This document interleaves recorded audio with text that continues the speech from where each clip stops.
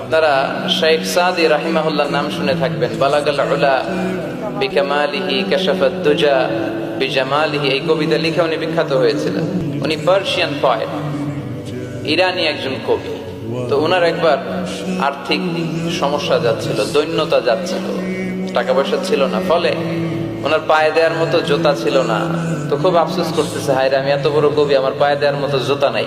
আফসোস করে ঘর থেকে বের হলেন, দেখলেন এক ভিক্ষুক ভিক্ষা করছে, ওর পাই নাই, কি নাই, আর কবি সাহেবের কি নাই, ওনার জুতা নাই, এজন্য দুঃখ।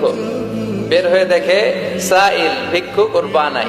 এবার উনি সেজদায় পড়ে আল্লাহর ডেকে বলে, আল্লাহ শুকর আলহামদুলিল্লাহ, অনেক ভালো আছি, শুকর আলহামদুলিল্লাহ, বেশ ভালো আছি, অনেক সুখে আছি। এজন্য সুখ হচ্ছে আলহামদুলিল্লাহর ভিতরে। সুখ আছে কিসের ভিতরে? যে কোনো পরিস্থিতিতে আমরা থাকি না কেন, বিপদে আপদে, সকালে বিকালে,